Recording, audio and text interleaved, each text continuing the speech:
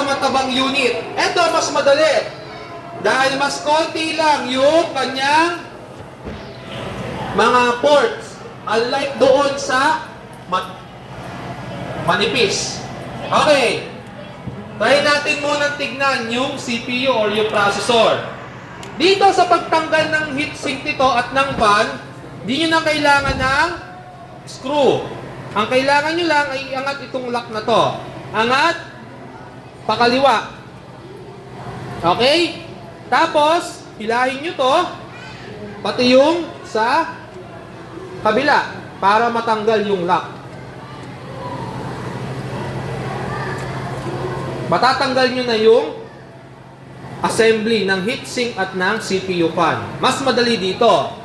Okay? Pero may grade din yung pagtanggal at pag-lock nyo dito kasi hindi pwedeng hindi nyo masecure ang lock nito. Baka uminit at masunog yung processor ninyo. Ito yung bakas ng thermal paste. Check natin, meron pa. Basa pa. At ito namang processor natin, Izumo Yohan. Yan ay AMD. Tignan natin kung ano yung pinagkaiba niya sa Intel. Kung mapapansin nyo, yung kanyang orientation, wala siyang lock sa CPU socket. Meron lang siya ay light or latch. Hihilayin nyo lang yan, palabas, release. Then, para lang kayo nag-aangkla hanggang marinig nyo yung tunog. May tutunog dyan, ang ibig sabihin na unlock nyo na. Kung kuhain nyo siya, medyo sensitive ang AMD. Kasi kung mapapansin nyo, mas maraming ginto yan. Yan ay patusok.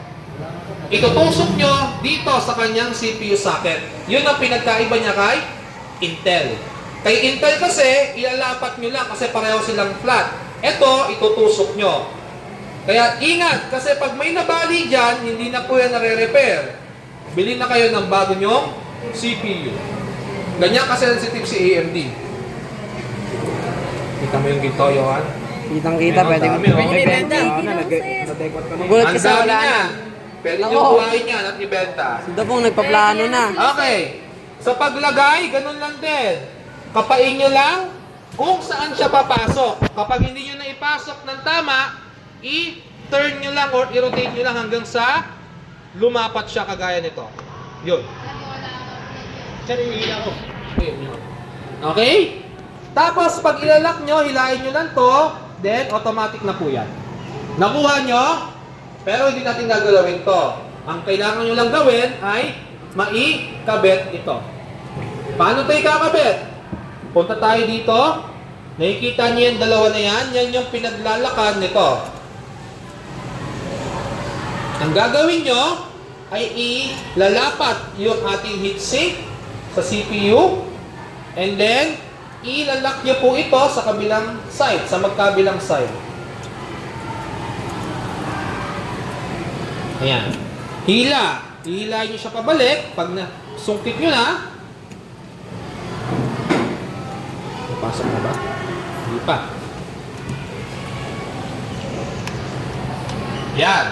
Then, dito, sa side naman na to, ilalak nyo lang, then, tulak. Nakalak na po yan. Okay? Pwede nyo i-testing mamaya sa kabukas ha, para ma-try ninyo. Para hindi kayo mahirapan. Ngayon, ano yung mga nakasaksak dito? Fan header ng CPU, dito yan. 4-pin power connector. Ito po yun. Doon yun, sa black.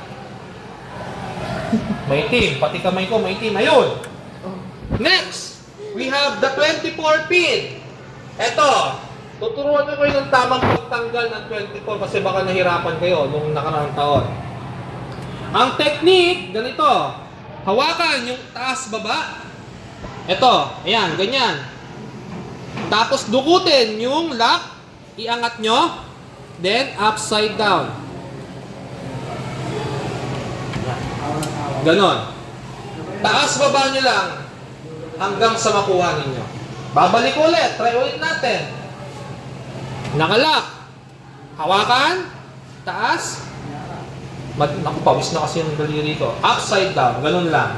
Kasi hindi po tama, nagagamitan nyo lang siya ng isang daliri o ng isang kamay kung di nyo naman kaya yung puwersa niya kasi sobrang higpit po niyan. Okay? As much as possible, dalawang kamay. Now, tatanggalin natin. Tanggal tayo ng SATA. Tanggalin natin yung hard drive. So, labas natin to. Dito yan.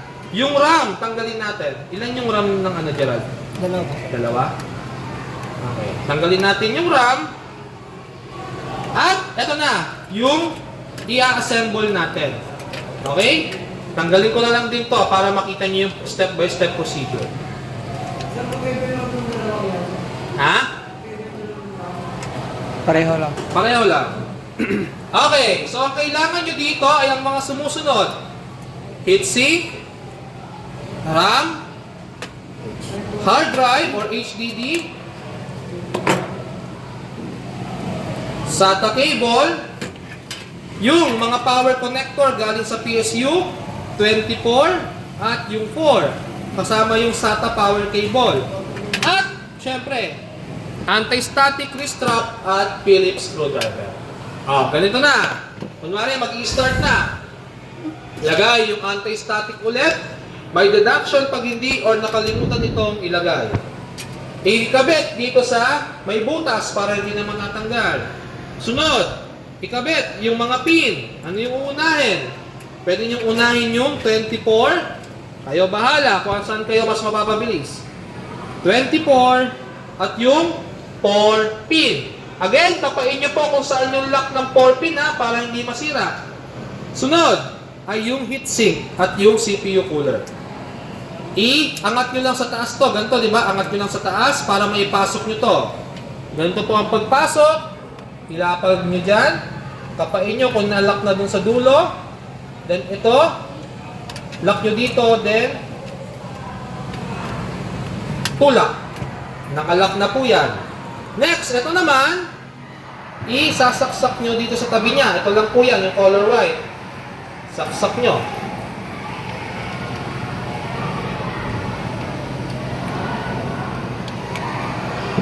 Okay, now, the RAM.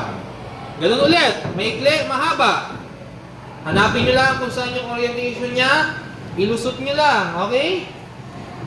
Pagkalusot, tulak ng dalawang thumb. Check kung nag-lock, hilahin. Pag hindi natatanggal, nakalock na yan. Sunod, hard drive at power connector. Saksak. Pak. Sunod, SATA cable.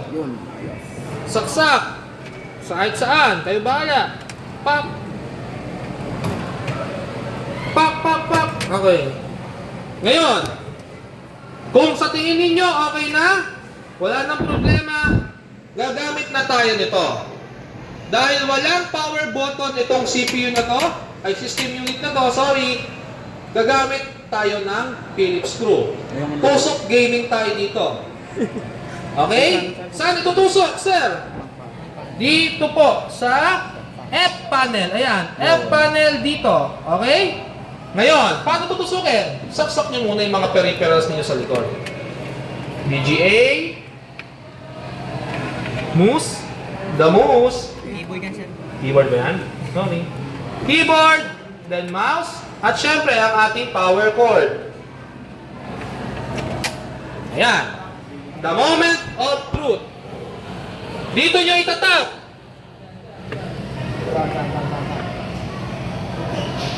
Ayan. Tingnan. Umikot yung fan. Hintayin yung display kung mag-o-open. Ayun, diba? Yun, diba? Hintayin. Kailangan lumabas yung pause. Gigabyte. Okay, next. Okay lang wala pa to. As long na mas nauna tong display. Kasi itong keyboard pwedeng malate. Ayan, meron na. Nakuha? May tanong. Saan niya mas madali? Itong malaki o yung maliit? Saan kayo mas dadalian? Sa maliit? Power button yun, sir. Bakit yung malaki? Madali malaki kasi maliit. Sa may ano, may lock. Dito? Ito? Sir, saan daw Okay. dito, sir? Saan daw dito? Ayan nga lang. Ang off dyan. Ayun, tas bunot doon. Ah, dito sa Okay. Okay, ayan. Okay! Ang pagpili ninyo ng kung saan kayo mag-assembly ay nakabase sa bunutan. Oh? O kung pwesto kayo sa mataba or makaya. Kaya dapat alam niyo pareho.